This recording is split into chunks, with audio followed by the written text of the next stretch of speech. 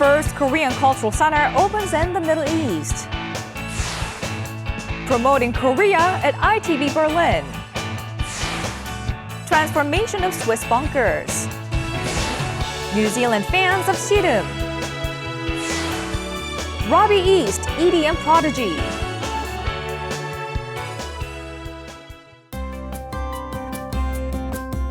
Hello, welcome to Going Global. I'm your host, Jung Se-mi. We're now entering the wedding season in Korea, and there's a lot of touching news related to weddings. In the United States, the story of a woman who held her wedding in her father's ICU room brought tears to many readers' eyes. After attending his daughter's wedding, the father died in peace. And over in China, a young couple has been on a trip all across China since September of last year after getting married in August. The couple's goal is to meet with the 56 ethnic groups that represent China and don all of their traditional costumes to take wedding pictures.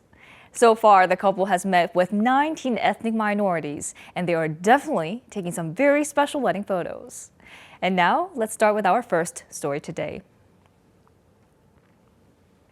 Now, our first story takes us to the United Arab Emirates. Korea's first ever cultural center in the Middle East has opened in Abu Dhabi, the capital of the UAE. The Abu Dhabi Korean Cultural Center also marks the 29th Korean Cultural Center in the world. Let's take a closer look. Government officials of the United Arab Emirates gather one by one. They're here to celebrate the opening of the first ever Korean Cultural Center in the Middle East.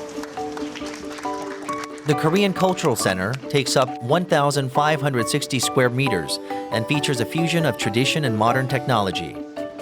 There are hologram exhibitions of cultural relics, as well as virtual reality programs for trying on hanbok or Korean traditional dress. The most popular program, however, is the virtual singing booth, where visitors can sing along with Hallyu K-pop stars. It's really interesting because it will be like a reference for people who like the Korean culture. It's not only about K-pop, they know about clothing, about the housing and everything. So I feel so happy that it's in Abu Dhabi and we can go, we and our UAE students, to come here. The UAE government offices are gathered at Khalifa Park, where the Korean Cultural Center is located. There are also about 300 broadcasters and newspapers in the area, which will facilitate communication. And positive recognition of Korean culture will translate to frequent economic exchange. 비즈니스 하시는 분들한테 한국 문화 산업을 알릴 수 있고 또 거래를 할 수 있는 그런 장소입니다. 기본적인 한국 문화를 체험할 수 있는 시설을 갖추고 다양한 활동을 벌일 예정입니다. Classes for Korean language, Korean cuisine, and Taekwondo are currently being planned. So in some parts you can have like a nice sitting on a hanok while having a tea, and next to you there is a screen that shows you scenery from Korea. So this integration is so beautiful, you already feel you are in Korea. The Abu Dhabi Korean Cultural Center is the first cultural center in the Middle East and the 29th in the world. It plans to promote Korean culture and become a hangout place for Hallyu fans. Moving on to our next story. The world's largest tourism exhibition opens in Berlin, Germany, around this time of the year every year. Given how the participating countries engage in aggressive publicity, the exhibition is even called the Tourism Olympics. Korea was no exception, especially now that the Pyeongchang Winter Olympics are only 2 years away. Let's take a closer look. They are trying their hands at making hanbok with Korean traditional paper and using ink and brush to master calligraphy. In front of them is a large screen that shows Korea's nature. This is the Korea House, where visitors can experience Korean traditions and customs. Also und hier alles so die Menschen und die Kultur ist sehr schön, ja. Das wird aufgehängt, das wird dann eingerahmt und das wird gezeigt. Ja, das ist wirklich sehr schön, meinen Namen da zu sehen, wie man das geschrieben hat in der Schrift. The Korea House is an exhibition at ITB Berlin, a global tourism exhibition that draws 100,000 visitors every year. As this is the world's largest exhibition of its kind, the participating countries aggressively promote their native cultures, traditions, and nature. This year, Korea prepared an exhibition that could easily rival those of popular tourist destinations. Wunderschönen Display oben und der Präsentationsfläche, wo sehr viele Mitmachaktionen stattfinden, ist es ein sehr gutes Beispiel für einen gelungenen Messeauftritt hier auf der ITB Berlin. At the heart of the Korean exhibition was the upcoming Pyeongchang 2018 Winter Olympics. The 3D Experience booth, which allows visitors to try out some of the Winter Olympic sports in 3D, drew many visitors. Total cooles Gefühl, dort runter zu springen und dann das Gefühl zu fliegen, das ist wirklich super, super cool. Ja, das wäre natürlich super, wenn ich dorthin könnte.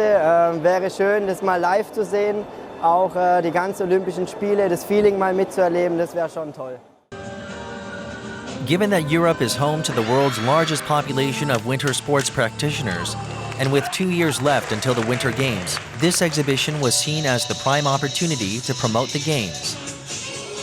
여기서 이제 평창 동계올림픽을 기본적으로 가장 중점을 둬서 홍보를 하고 한국의 음식이나 한류 문화 등 한국 관광 상품의 수준 높은 그런 내용을 갖다가 중점적으로 홍보를 하고 있습니다. The Korea Tourism Organization predicts that the Winter Olympics will begin an era of 20 million foreign tourists coming to Korea every year. Our next story takes us to Switzerland. There are many old and decrepit military facilities all over Europe dating back to the 2 world wars. In Switzerland, one man bought a bunker and turned it into a mushroom farm, while others have come up with other interesting refurbishments. Let's find out more. This is Goddard Pass, a place known for having the best view of the Swiss Alps.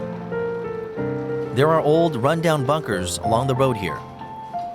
Bunkers dating back to the World Wars are a common sight in Europe. However, the interior of this particular bunker has been transformed into a mushroom farm. Alex Lucy purchased this bunker from the Swiss Federal Department of Defense, Civil Protection and Sports in 2013. Now this bunker produces 25 tons of shiitake mushrooms every year. Auf die Idee bin ich gekommen auf Reisen in anderen Ländern, da wird das schon praktiziert. Und so habe ich gemerkt, dass eigentlich die klimatischen Bedingungen sehr gut sein müssen für die Pilze. Und das hat mir der Berg gegeben. Der Berg gibt eine konstante, gute Klima, Sommer und Winter. Und das ist für die Pilze sehr gut, damit sie auch eine gute Qualität bekommen. There are remnants of the bunker's past, such as a meeting room or a military-grade air cleaning unit. But other than that, the bunker is, for all its intents and purposes, an ideal mushroom farm today. The conditions are optimal for raising mushrooms, with no need for Lucy to interfere. Subsequently, he can save money when it comes to harvesting the mushrooms, and sales have been increasing every year. Im Sommer, wenn wir von 30 Grad auf 15 Grad kühlen müssen, ist das sehr teuer. Im Berg haben wir im Sommer 15 Grad und gehen auf 13, ist die Differenz ganz klein. So, und das ist wirtschaftlich. Im Winter dasselbe. There are about 8,000 bunkers left in Switzerland. They were built during the 2 World Wars and the Cold War and were neglected after the wars ended. However, the younger generation has come up with numerous ideas for ways to refurbish these decrepit bunkers. One bunker is now a restaurant and hotel, while another is a vault with military-grade protection. As these newly refurbished bunkers get media exposure, more and more people are lining up to purchase the bunkers for themselves. Zahlreiche Interessenten haben. Wir haben mehrere hundert Kaufanfragen pro Jahr und das Problem ist, dass wir eigentlich kein Angebot haben, weil Bunker nicht für zivile Nachnutzung grundsätzlich in Frage kommen. Most bunkers are either too decrepit to be refurbished or not suitable for civilian use due to construction laws, creating stiff competition for prospective owners.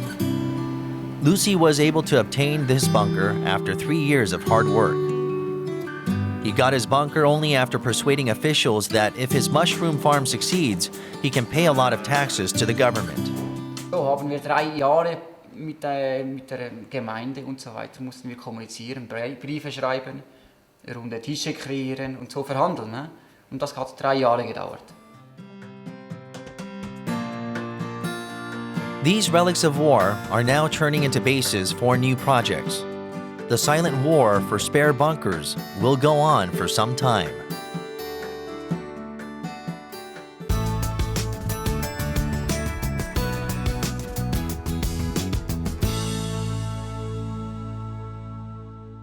Moving on to our next story.